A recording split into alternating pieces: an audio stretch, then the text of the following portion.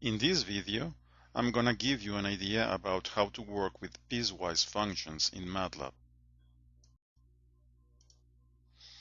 A piecewise function is a function which is defined by multiples of functions, and each one of them applies to a certain interval of the main function's domain.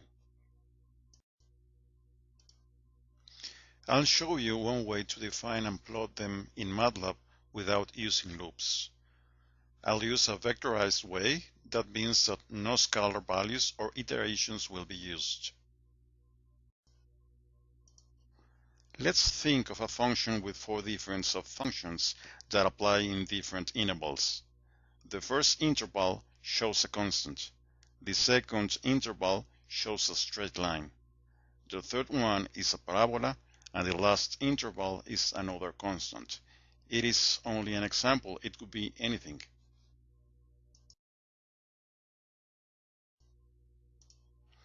This is the plot of the piecewise function in our range of interest, displaying the different pieces. Ideally, we should type something like this and get the given plot. We define our range of interest, define the function, and plot it as with any other function.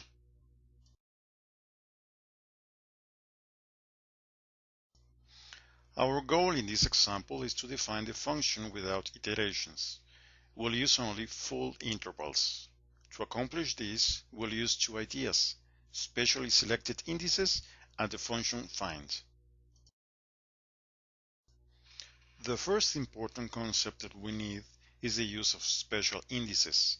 In Matlab, we can extract some values of a vector if we type a given condition for the indices of that vector.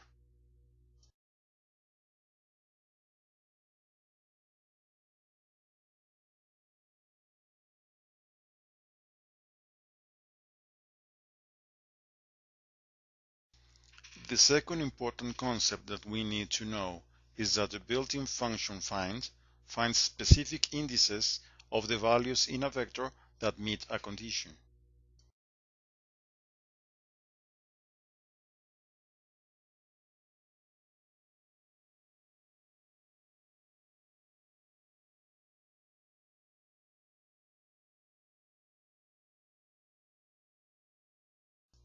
Now we put it all together and define our function.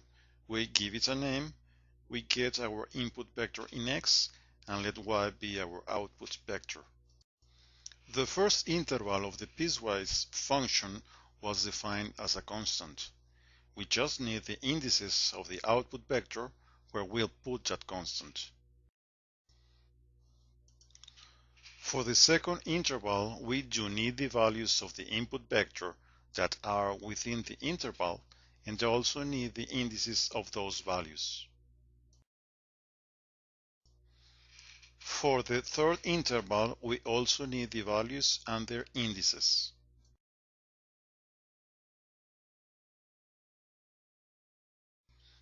The fourth interval is like the first one.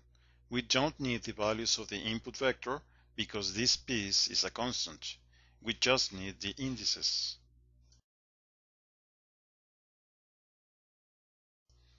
This is the final code just as you would type it. As you can see, the main ideas are very simple. You can call that function from your main code or from your command window, just like this.